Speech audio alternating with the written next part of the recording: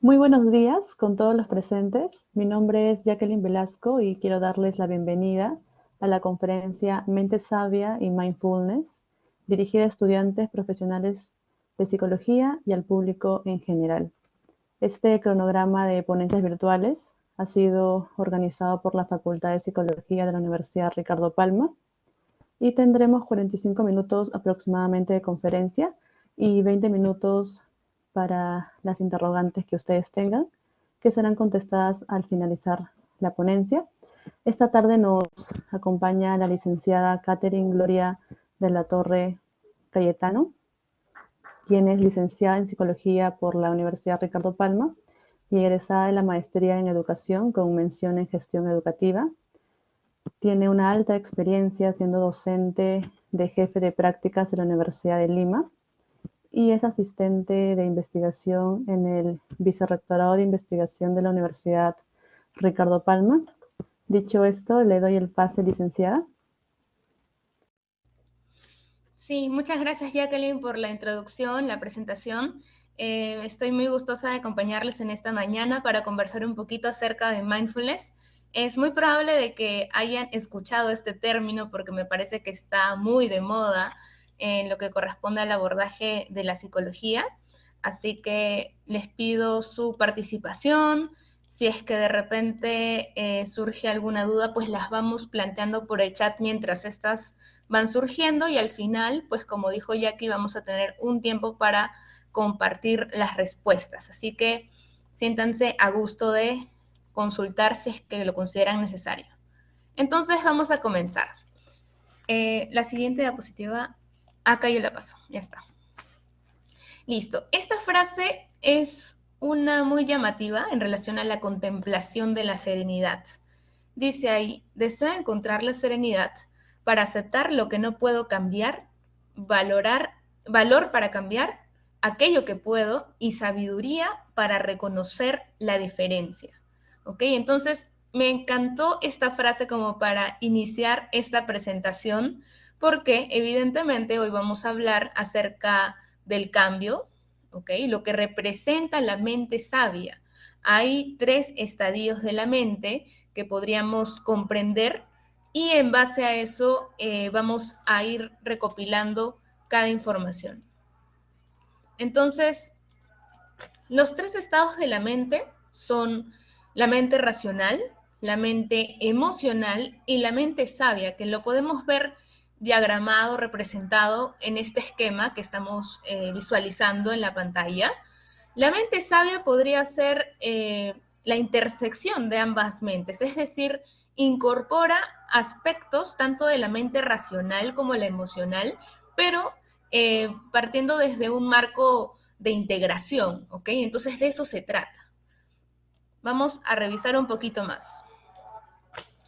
Lo que corresponde a la mente racional en sí sería pensar de manera racional y lógica, prestar atención a los hechos de manera empírica, planear la propia conducta a través de acciones, ¿ok? Entonces vemos muchísimo de planificación, de razonamiento, de integración y eso es propio de la mente racional. Por otro lado, en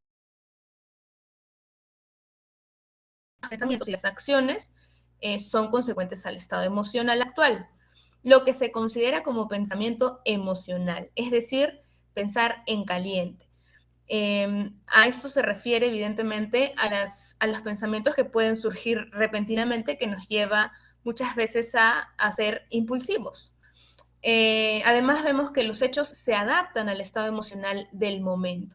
Es muchas veces circunstancial la reacción que se da en los individuos que actúan bajo una mente emocional. Después, por otro lado, vemos a la mente sabia, que se define como la integración tanto de la mente racional como de la mente emocional y aparte añade un conocimiento intuitivo a la experiencia emocional y análisis lógico. ¿Ok? Entonces, siempre, a ver, una de las palabras que más resalte de lo que acabo de mencionar quizás sea lo intuitivo. Y es bastante interesante porque seguramente a más de uno aquí que estamos reunidos les ha pasado alguna vez algo como eso que llamamos intuición, ¿no? Esa capacidad del individuo de saber qué tanto puede influir una persona en su vida, o si es que de repente se la puede encontrar a lo largo del día. A muchos amigos, por ejemplo, o hermanos o familiares, nos pasa de que sin estar con otra persona ya podríamos imaginarnos o simplemente intuir cómo es que se sienten. Entonces, a todos esos estados los denominamos también mente sabia, ¿ok? Más o menos, esa mente es la que nos lleva a accionar de la manera más prudente ante la resolución de conflictos. Y ahora vamos a ver por qué. Pero ojo, también quiero mencionar de que no es que una mente sea la correcta y la indicada, sino que de hecho cada uno de estos estados de la mente es acorde a cada evento que estemos pasando en la vida. Por ejemplo, si estoy en un examen, evidentemente necesito más de mi mente racional, ¿ok? Porque evidentemente tengo que tomar en cuenta las variables del contexto, el tiempo, la dificultad.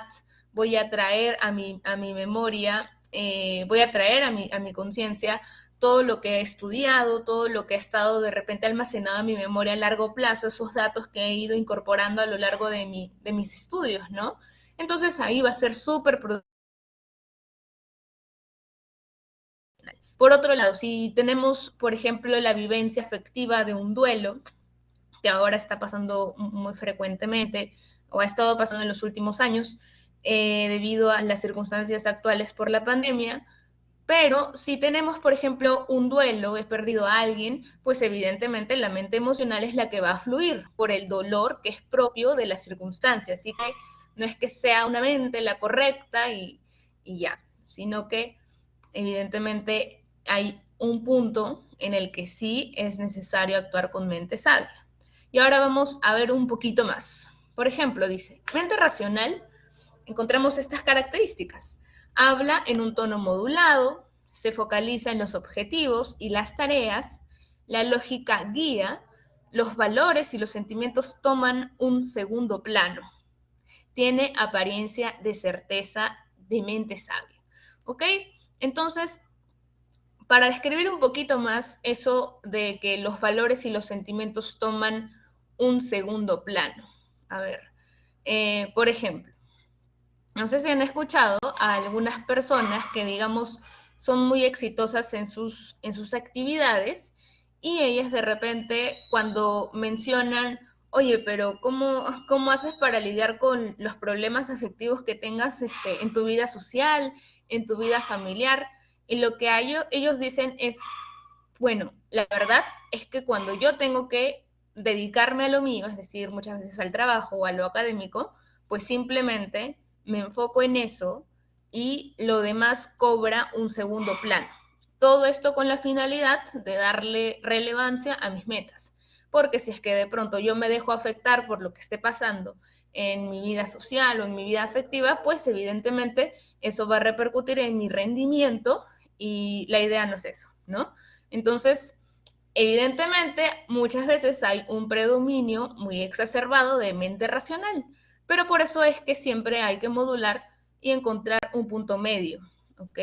Y por otro lado tenemos a la mente emocional. Los rasgos que tenemos para esta mente emocional son, tiende a elevar su voz, es difícil ver los hechos tal cual son, los impulsos son más fuertes, las emociones más intensas, las conductas están gobernadas por las emociones y los impulsos. Y finalmente que también tiene aparente certeza de mente sabia, ¿ok? Entonces, evidentemente aquí encontramos un aspecto muy marcado por los impulsos, ¿no? Entonces, a ver, a mí me suelen decir, Katy, pero en el caso de los adolescentes, ellos son súper emocionales, es decir, suelen actuar por sus impulsos, ¿no? Y es algo muy cierto. De hecho, seguramente aquí en la sala nos acompañan muchísimos adolescentes y lo que quiero mencionarles en base a eso es que en realidad las respuestas emocionales de los adolescentes están biológicamente explicados.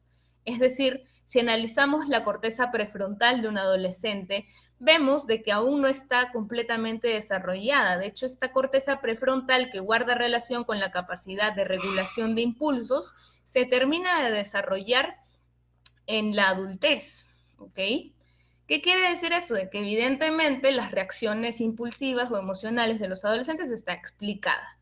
Pero, sin embargo, cabe resaltar que siempre es posible encontrar también la práctica de la mente sabia e integrarla para poder mediar los efectos biológicos propios a los que se ve,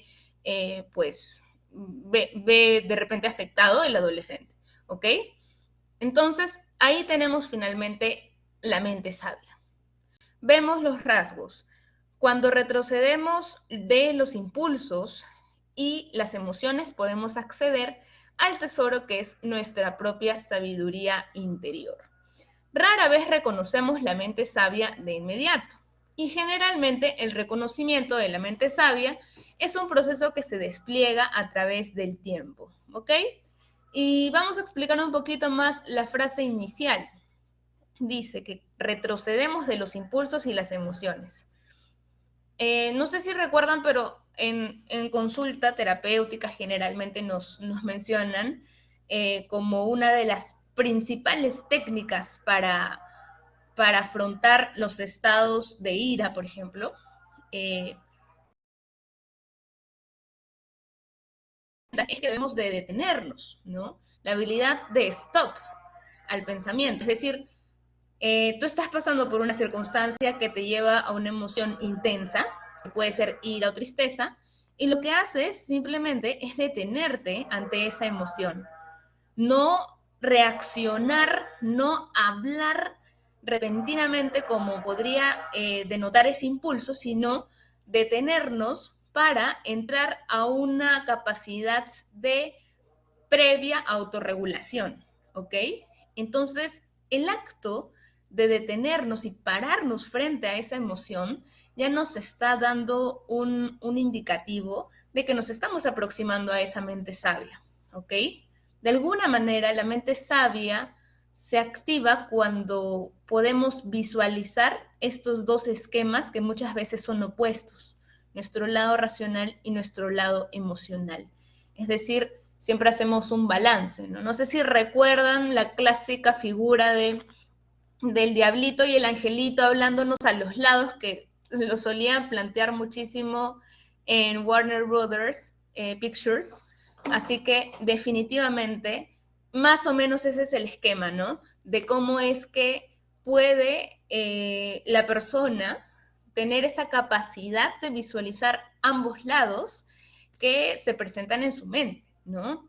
Entonces la mente emocional puede invitar al individuo a que actúe en base a sus impulsos y la mente racional a que simplemente pues no le dé tanta relevancia a sus afectos y que tome consideración de sus objetivos personales y que ponga en segundo plano lo demás, ¿ok? Cuando la idea es siempre mantener un equilibrio entre todos nuestros objetivos, ¿ok? Vamos a pasar a la siguiente diapositiva entonces. Y aquí tenemos un videito que quería proyectarles. A ver, voy a abrirlo. No sé si Jackie de repente me puedas apoyar con eso. ¿Lo puedes compartir o me lo envías, si no, al correo y lo comparto? ¿Lo puedo pasar por el chat? Sí, ya, A ver, yo ahí. te lo comparto. Bien, entonces, ¿por qué es que estoy pasando este video? Porque aquí vamos a visualizar un poquito acerca de lo que es el budismo zen. Y este tema viene muy relacionado con lo que estamos viendo, ¿no? Acerca de mente sabia o de la práctica de mindfulness. Y mientras nos van proyectando el videito, de repente les quiero comentar que en las terapias de tercera generación hay una marcada influencia del budismo zen. De hecho, la práctica del mindfulness se integra en terapias como la de aceptación y compromiso, la terapia dialéctica conductual, ¿ok? Entonces vamos a ver más o menos un poquito y brevemente un pedazo de este videíto como para tener nociones. Sí, ¿lo podemos presentar?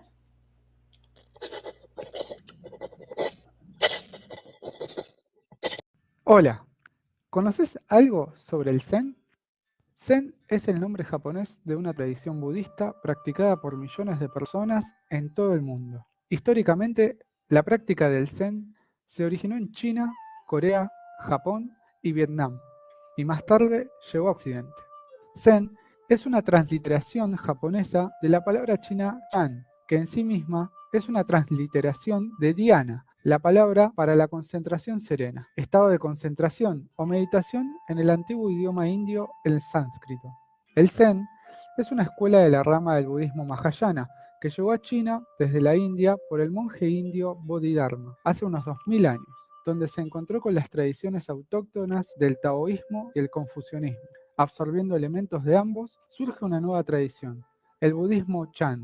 En este contexto, Chan se refiere a la calidad de la mente cultivada a través de la meditación sentada, conocida en Japón como Zazen, la cual muchos budistas consideran la práctica más importante en la tradición. El Zazen se emplea como método fundamental de práctica en las diferentes escuelas de este camino de Buda, haciendo una forma de vida. La característica más distintiva es su afirmación de que la sabiduría, acompañada de un sentimiento de compasión, se expresa en el mundo de la vida cotidiana cuando se asocia con uno mismo, con otras personas y con la naturaleza que nos rodea. Cuando el budismo Chan llegó a Japón, se abren 3 escuelas de la rama del Zen, como distintas prácticas. Estas son las escuelas: Rinzai Zen, Soto Zen y más tarde la Obaku Zen. Las primeras 2 ejercieron mayor predominio Creo que hasta ahí en los está súper. maestros. Ahí hemos visto, como se ha podido apreciar, que nos han hablado de términos como la compasión y la sabiduría. De hecho, son términos que son propios de lo que vamos a ir conociendo acerca de mindfulness, ¿no? Entonces, vamos a continuar con la siguiente diapositiva. Bien, y aquí brevemente podemos continuar una frase que nos plantea el Zen, y dice, en el Zen no encontramos las respuestas, simplemente perdemos las interrogantes, ¿ok? Entonces, no se trata de ir en búsqueda continua de por qué está pasando esto, de buscar una explicación a todo, ¿no? Simplemente el hecho de aceptar lo que está pasando, de tener o asimilar una postura de la vida de contemplación, es una invitación del Zen, ¿ok? Más o menos como para que quede un poco claro, ¿qué haría si tuviéramos al frente, qué haría un monje Zen si es que de pronto ve que en la calle hay muchas personas que se están peleando y están alborotadas todas? Si encontramos pues de repente va a querer conocer por qué es que está sucediendo esa pelea y de repente incluso va a participar. Si es que de repente encontramos una mente racional muy marcada, esta persona va a querer simplemente evitar la situación y continuar en lo suyo, muy centrada en sí mismo.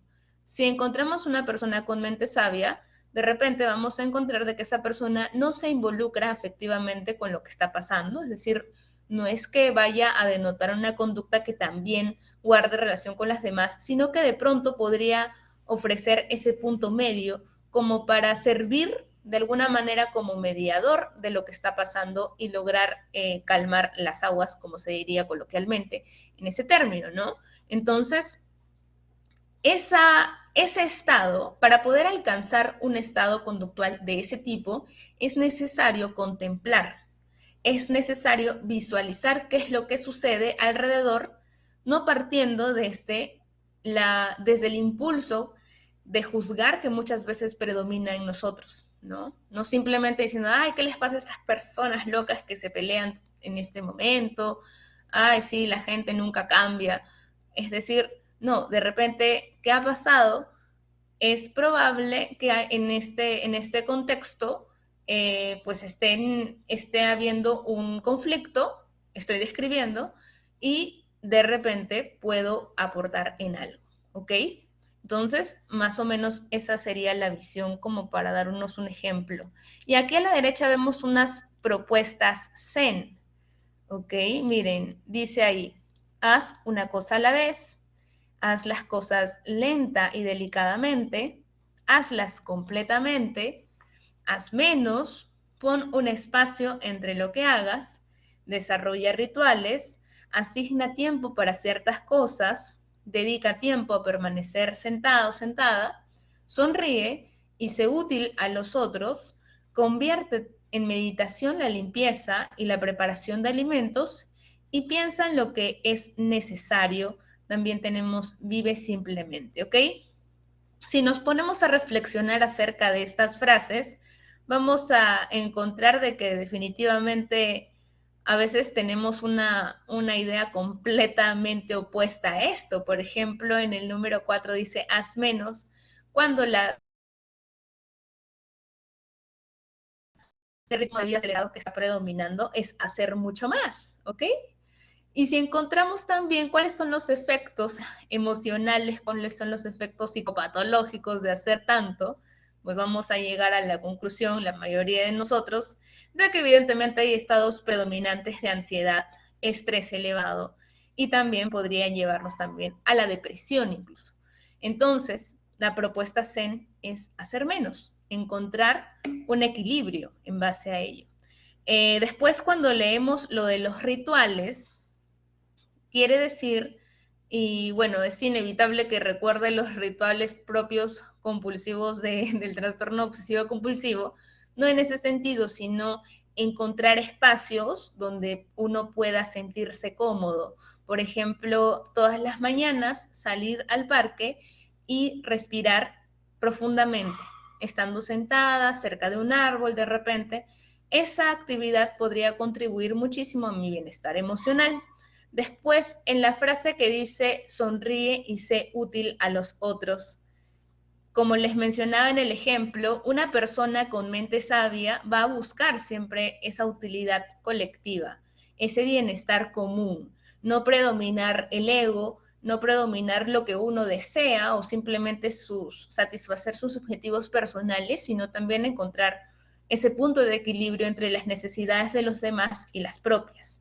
Después, sobre convertir en meditación la limpieza y la preparación de alimentos. Miren, cuando yo tenía 10 años, mi mamá empezó a motivarme en la práctica de la meditación, que de hecho en un inicio era terriblemente difícil. Y lo digo así porque yo recuerdo ir a las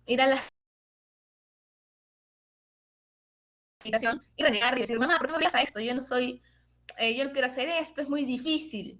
Yo era la única niña de la reunión, todos eran adultos. Uno que otro era adolescente o joven, pero yo tenía 10 años, era la única niña de las reuniones de meditación y sentía que no era el lugar para mí, porque me estaba dejando llevar por la superficialidad. Hoy por hoy le agradezco muchísimo a mi mamá por haber insistido en que yo esté presente. Sin embargo, en ese momento yo consideraba que era muy difícil, que cerraba los ojos de repente y se me venían mil y un ideas a la mente y no podía concentrarme y sentía completamente invalidante, sentía que me ponían un reto tremendo encima y que yo no era capaz de fluir con eso. Eso fue por un tiempo, por la fase inicial, y poco a poco, con la práctica continua, fui adquiriendo ese hábito de poder concentrarme en la situación que estaba viviendo, es decir, únicamente vivir a plenitud el presente y dejar de lado los pensamientos que pudieran de repente adelantarme al futuro, qué va a pasar más adelante, qué voy a comer más tarde, qué voy a hacer mañana, o de repente todos esos pensamientos rumiantes propios del pasado también, ¿no? ¿Por qué me pasó esto a mí? Yo no merecí esto, ¿por qué se tuvo que alejar esa persona de mi vida? Yo la extraño muchísimo, etcétera. Entonces, Bueno, en mi caso, yo empecé a practicar eso con la meditación convencional tradicional. Más adelante conocí mindfulness gracias a la especialidad que hice en terapia dialéctica conductual, y de hecho me di cuenta que el mindfulness no es solamente eso de cerrar los ojos y encontrar de respirar y de escuchar mantras de repente, o hacer los mudras, los clásicos gestos con las manos, sino mindfulness también es un tipo de meditación, pero que se puede generalizar a distintas actividades. Simplemente el acto de estar enfocado en el presente, sin juzgar y aceptando lo que estamos pasando, ya es mindfulness. Yo puedo hacer mindfulness de repente al hablar con mi consultante, al hablar con mis padres, con mis hermanos, al tener una plática profunda. Y de repente es, entonces estoy haciendo mindfulness y estoy con mi celular. Sí, sí, te escucho. Y estoy chequeando mis mensajes. No, definitivamente no estoy de acuerdo. ¿Estoy haciendo mindfulness y hago eso? No. Porque mi atención está dividida, están dos cosas a la vez. Después, más adelante, la persona con la que yo estoy hablando me dice, oye, Katy, ¿te acuerdas que te dije tal cosa? No, no me acuerdo. ¿Por qué? No es porque tengo una pésima memoria, es porque simplemente no estoy prestando atención. Y lamentablemente lo que se está viendo hoy en día es que las personas no prestan atención. Hacen dos cosas a la vez, hacen el multitask, están en clases, haciendo la finta que están en clase, tienen la cámara encendida y todo, pero en realidad están viendo Facebook, Instagram, TikTok, YouTube, no lo sé, Netflix. Entonces, ¿a quién estamos engañando? ¿Ok? Entonces, definitivamente eso no es practicar el mindfulness. Mindfulness es estar a plenitud, disfrutar el momento incluso. No es el objetivo, pero es estar en el presente. Y vamos a ir conversando un poquito más acerca de esto. Entonces, aquí tenemos en relación a conciencia plena. Si leemos este término, pues hay que entender algo, ¿no? Esta es una acepción del término inglés mindfulness. En realidad, este término no tiene una traducción exacta en español, pero la entendemos como de repente conciencia plena o atención plena. Incluso hay algunas traducciones que la plantean como presencia plena y reflexiva, ¿ok? Tenemos a términos como atención, conciencia, que hacen esa referencia a estar en un momento concreto, prestar atención a ese momento, estar como que experimentando de lleno la vivencia que se está aconteciendo en ese preciso momento. ¿Ok? Entonces, vemos aquí que la atención plena viene a plantear un empeño en centrarse en el momento presente de forma activa y reflexiva. Es decir, activa, ¿qué quiere decir? Estar involucrados con el presente. Como el ejemplo que yo les mencioné. Conversando, pero ¿cómo yo demuestro ese involucramiento? Prestándole atención y evitando otros posibles distractores, ¿no? De forma reflexiva, porque estoy integrando a mi análisis, estoy integrando a lo que yo he ido recopilando a lo largo de la vida, lo que estoy viviendo, ¿ok? No es tanto de analizar al 100%, sino es vivenciar, ¿ok? De repente podría corregir ese término. Después dice ahí, una opción para vivir lo que acontece en el momento actual, el aquí y el ahora, frente al vivir en la irrealidad. Entonces, como plantea la terapia gestáltica, vivir el aquí y el ahora. Esa es la invitación también de mindfulness. Y también podemos ver, es marcada la diferencia en vivir la irrealidad, ¿no? El soñar despierto. A ver, cuando a veces estamos, hay algunas personas que creen que meditar es pensar, pensar, pensar. De hecho, tiene otro significado. Este no es el propio de de lo que encontramos en las prácticas de psicoterapia, hay que hacer una distinción muy marcada, porque en realidad no se trata de soñar despierto, como dice ahí, no se trata de imaginarme 1001 cosas que pueden pasar en 1001 escenarios. No, eso no es la verdad, eso no es lo que está pasando. Mindfulness es todo lo contrario, lo opuesto a lo que representaría soñar despierto. Es estar despierto, estar consciente de lo que está sucediendo a tu alrededor, integrando con todos los sentidos. Es decir, una de las prácticas de mindfulness que me gusta muchísimo, en que la uso, digamos, cuando siento un estado afectivo muy, muy alto, como puede ser estrés alto o ansiedad alta, es saborear las frutas con todos los sentidos y pues disfrutarlas antes de comerlas, ¿ok? ¿Alguna vez ustedes han saboreado con todos sus sentidos, han percibido así al 100% una mandarina? Sentir esa textura, olerla, ver ese color naranja o verde también en algunos casos, pero ver esos colores que se van presentando en la fruta, sentir la textura de la mandarina, olerla y finalmente pues saborearla, esa integración perceptiva considerando todos los sentidos es única. Definitivamente tiene un alto impacto en nosotros.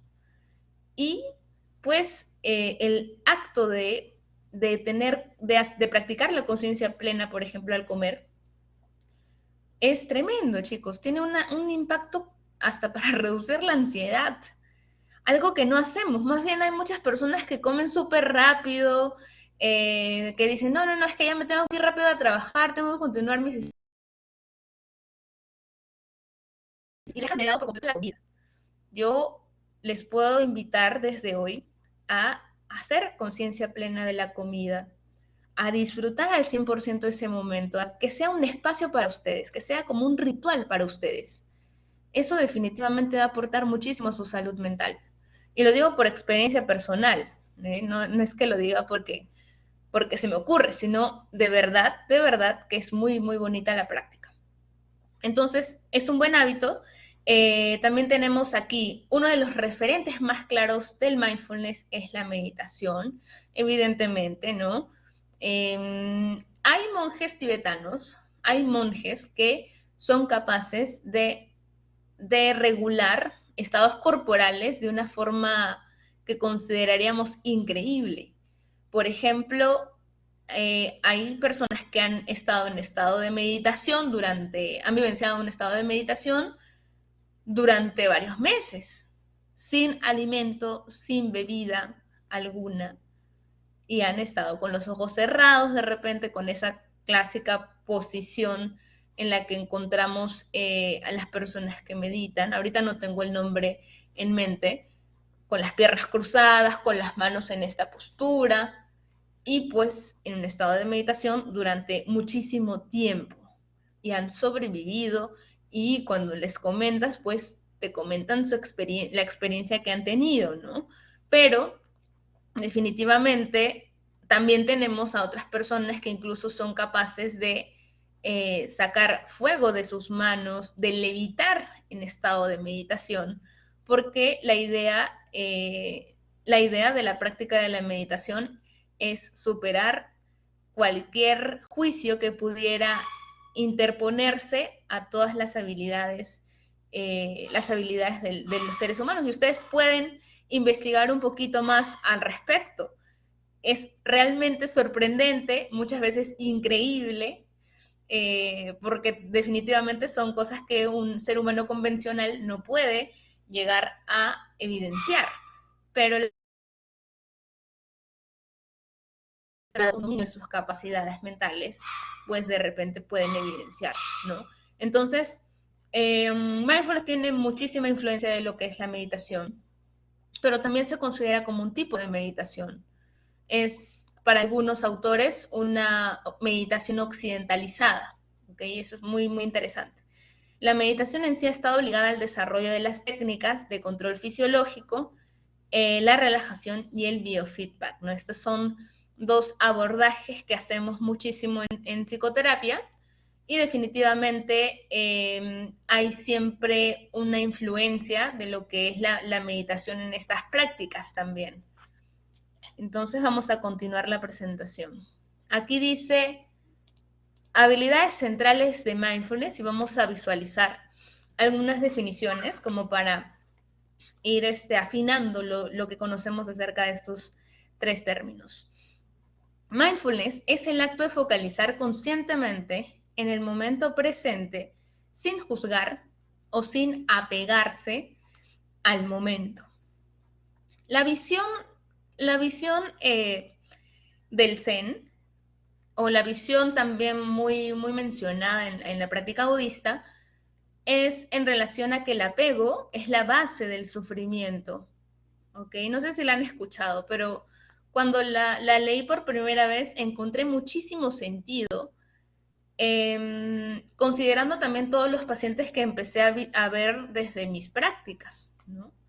Podríamos entender varios conflictos emocionales que aparecen en los seres humanos a lo largo de su vida, que se basan también en el apego, ¿no? En qué tanto no soy capaz de soltar este evento, esta situación o esta persona incluso, ¿no? Entonces, mindfulness trabaja muchísimo también ese desapego. ¿Ese desapego a qué? Me dirán ustedes, Katy, no tiene sentido. Cuando nosotros estamos en un momento de rumiación alto, de esos pensamientos que nos llevan a ese apego, por ejemplo, si yo he terminado con mi enamorado, ¿qué es lo que va a pasar? Si no hago mindfulness, voy a estar pensando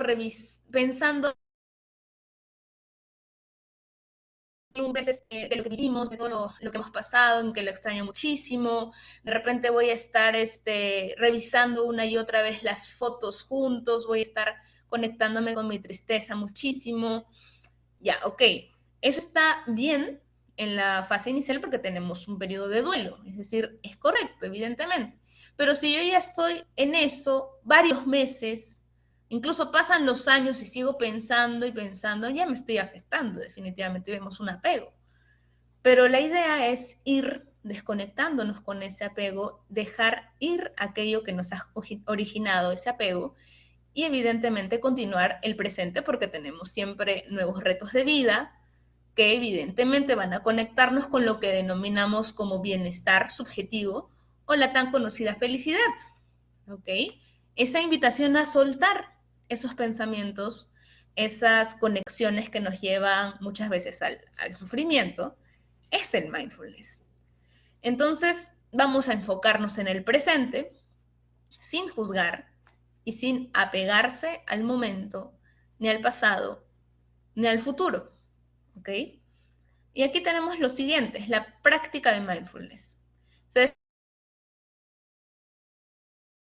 de traer a la atención nuevamente al momento presente sin juzgar y sin apegarse. ¿Ok? Entonces, chicos, ustedes pueden practicar mindfulness desde el día de hoy. Pueden incluso revisar muchísima más información que hay disponible en internet. Hay hasta manuales de cómo iniciarse en mindfulness. Y ustedes van a ser practicantes de mindfulness. No quiere decir de que ya sean inmediatamente lo dominen, porque de eso también tampoco se trata. Van a llegar a un estado de frustración, al igual que Catherine a los 10 años, que renegaba muchísimo, no le salía la meditación y sentía que no era para ella. No, simplemente no juzguen su experiencia. Es poco a poco, esto es progresivo. De repente van a desconectarse muy rápido al inicio. La clásica que me dicen los pacientes es: Katy, no puedo, mis pensamientos van a 1000 por hora, yo quiero relajarme, quiero enfocarme nada más en mis sensaciones corporales o en mi respiración, pero se me va, no puedo.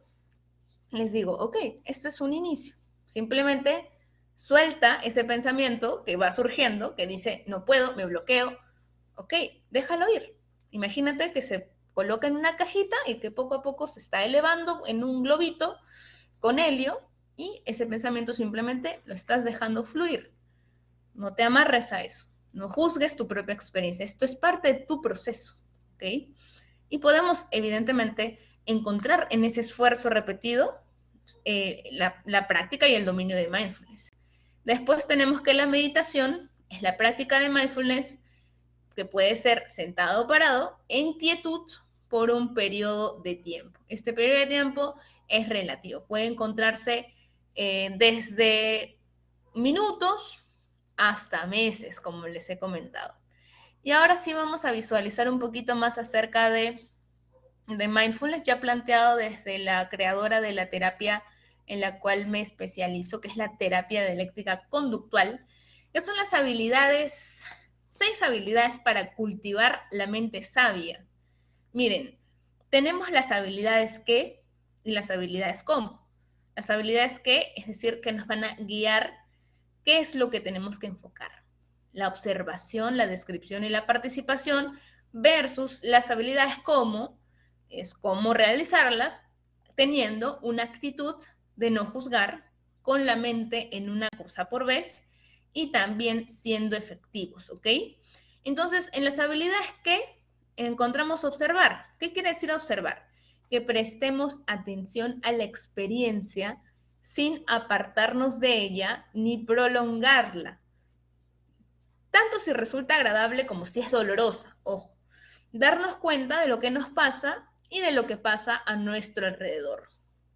No les voy a florear, entre comillas, no les voy a decir de que mindfulness nos va a conectar siempre al bienestar y que, no sé, nos hace muy, muy felices. Hay muchas maneras en las que han marketeado aquello incluso, pero en realidad mindfulness es la vivencia emocional.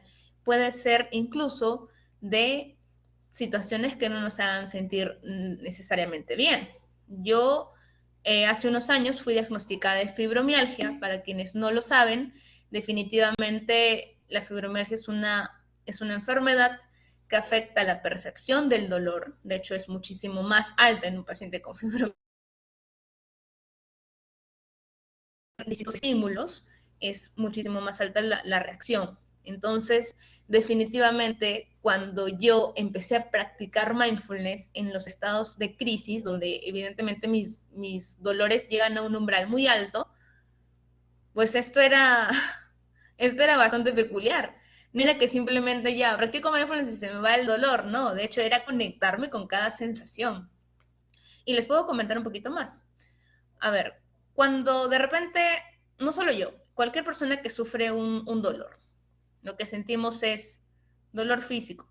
A ver, dolor físico para irnos en concreto. De repente alguna vez se han caído, se han fracturado, o han hecho mala fuerza, se han desgarrado un tendón.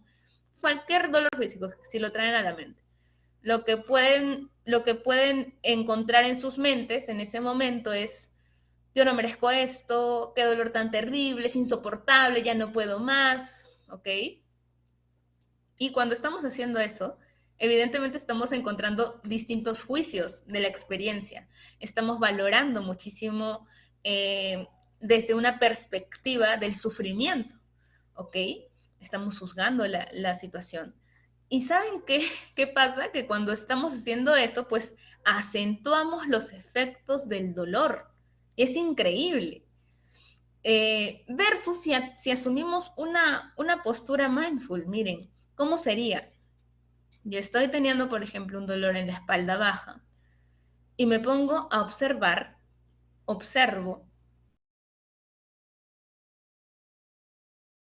describo la intensidad de ese dolor. Por ejemplo, lo califico del 1 al 10. El dolor es un 9 de repente. Y ¿cómo es? Es punzante, es de repente intermitente, por ratos viene, por ratos se va. Empiezo a describir. Después estoy participando porque me estoy involucrando, estoy teniendo esa conciencia con ese dolor, enfocando simplemente lo que está pasando con ese dolor.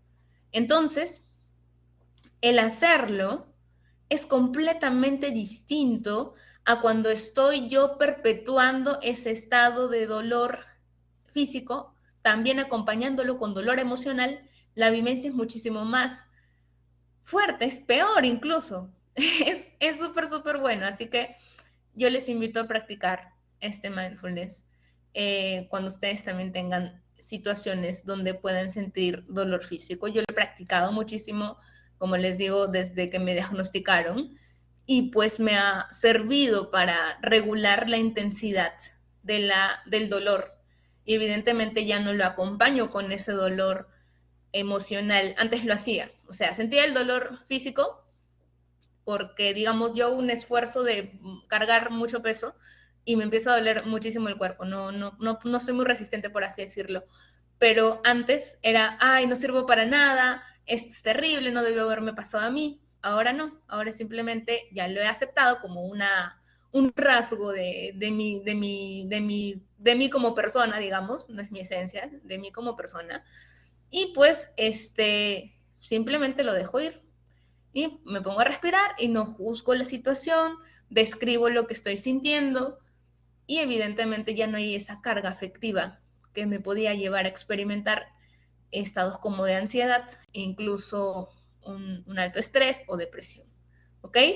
Entonces también tenemos lo de participación, es decir, ya involucrándonos con la situación al 100%, ya les comenté, las habilidades como también de no juzgar, aceptar la experiencia tal cual es, como les comenté también con mi ejemplo, con la mente en una cosa por vez. Me gusta esa frase siempre de un paso a la vez, ¿no? A veces queremos encontrar el método más rápido para la resolución de un conflicto, para lograr una meta, pero no nos damos cuenta que muchas veces hay muchísimos pasos pequeños que nos van a ir acercando a esa resolución de un problema, a esa meta. Y hay que dividir esos pasos. Cuando, por ejemplo, tengo un paciente y me dice, Katy, yo no he trabajado durante 20 años porque tuve una depresión que fue completamente invalidante y mi meta es volver a trabajar. Pero al pensarlo, pienso, no voy a poder, nadie va a querer contratar esto. Es demasiado grande esa meta, no va para mí. ¿Ok? Si vemos simplemente la meta gigante que tenemos ante una circunstancia o conociendo la situación que no es tan favorable para mí, yo puedo evidentemente verlo como algo súper grande, que es muy difícil de lograr. Pero si de repente esa meta yo la divido en pasitos, va a ser muchísimo más sencillo ir encontrando cada logro o cada resolución de cada paso poco a poco y hacerlo progresivo para finalmente consolidar ese gran objetivo, ¿ok? Más o menos desde esa perspectiva también hay que vivenciar mindfulness.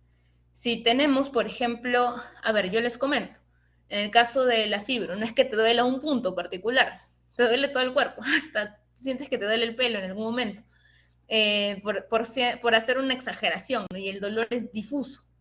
Entonces, si yo, por ejemplo, me centro en en una zona determinada, luego voy recorriendo otro y así progresivamente, pues evidentemente estoy haciendo las cosas un paso a la vez. Si, por ejemplo, tengo yo muchísimas actividades durante el día, entonces voy a dividir cada una de mis actividades, voy a organizarme, voy a vivenciar y estar en el presente en cada una de esas actividades. Más o menos así lo veríamos si es que nos involucramos desde mindfulness. Así que hagamos eso. También tenemos la habilidad del ser efectivos. En lugar de tirar piedras al propio tejado, hay que hacer lo que sí funciona. Lo que sí funciona. Y se ha comprobado que mindfulness funciona muchísimo también, incluso para regular los estados afectivos, los estados emocionales. Así que yo les invito desde ahora a que ustedes practiquen mindfulness. Así que vamos a ir terminando esta presentación con algunas rutinas que son mindful, que nos permite evidentemente tener esta conciencia plena. Y aquí tenemos el practicar ejercicio, hacer yoga, sacar al perro. En todas esas actividades podemos integrar el mindfulness. ¿Okay? Caminar, hacer un poquito de estiramientos también, beber agua, alimentarse, preparar una comida saludable, un snack, ¿ok? Preparar también sus agendas, organizarse, leer, escribir, también hacer afirmaciones, la práctica de la meditación. ¿Qué más? Limpiar sus espacios de trabajo, limpiar en general, lavar su ropa también incluso, escribir las metas de las prioridades en el día, escribir una lista de gratitud, esa práctica es muy bonita, escuchar música, crear arte, ¿ok? Hablar con una persona, con un amigo, orar también, ver un episodio de TikTok, incluso ver una película con mindfulness, ¿por qué no? Centrarse al 100% en lo que están haciendo, en lo que están visualizando y también escuchar algún podcast que pueda ser inspirador, ¿ok? Entonces, chicos, creo que ya con esta presentación queda súper claro que el mindfulness lo podemos integrar en nuestra vida cotidiana, que no es algo tan complicado, no es solamente como se ve convencionalmente, como tendríamos ciertas ideas al respecto.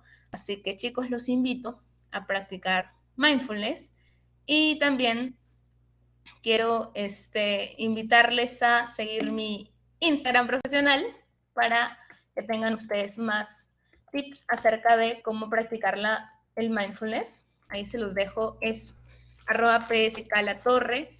Y a ver, ¿tenemos algunas dudas? Estoy leyendo súper rápido. Ahí está. Leo las de Arturo, me parece. Dice ahí, excelente ponencia, preguntas. ¿Cuánto tiempo es el mínimo recomendable para hacer meditación? ¿Y se podría decir que el mindfulness es un estilo de vida? Excelentes preguntas. Bueno, el tiempo mínimo recomendable para hacer mindfulness, en realidad, mindfulness sería 2 minutos mínimo. Recomendado 2 minutos. Es suficiente para tener esos efectos. Es suficiente.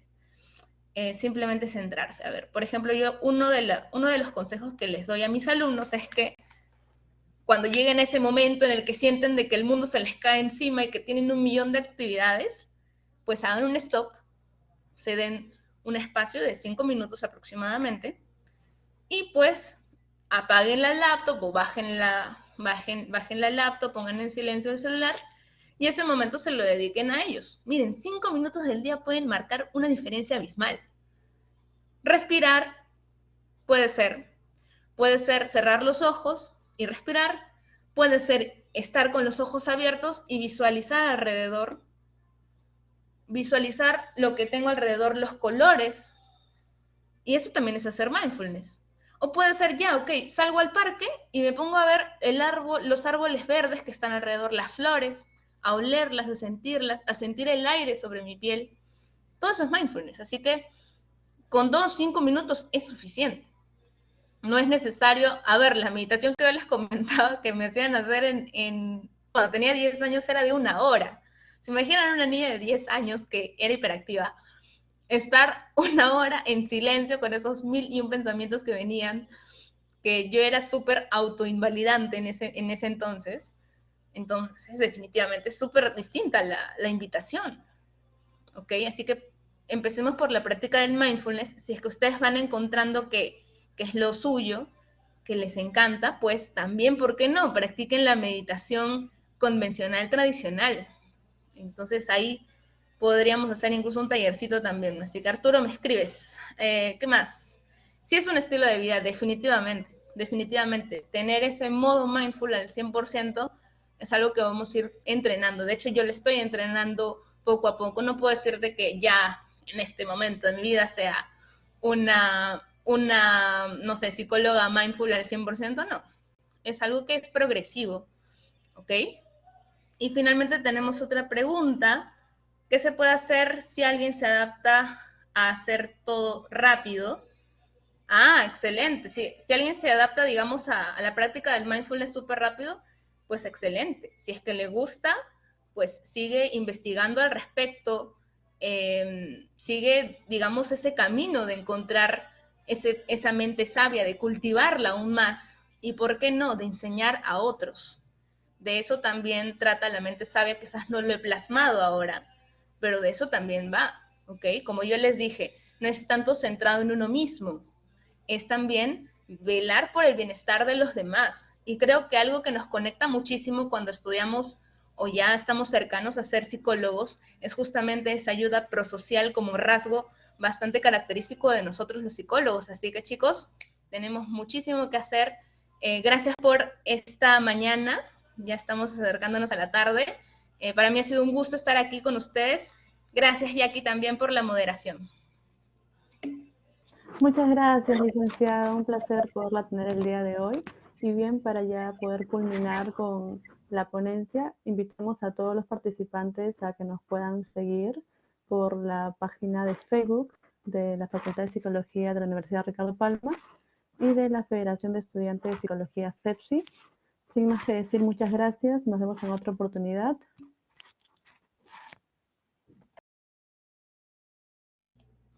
Gracias, chau, chau.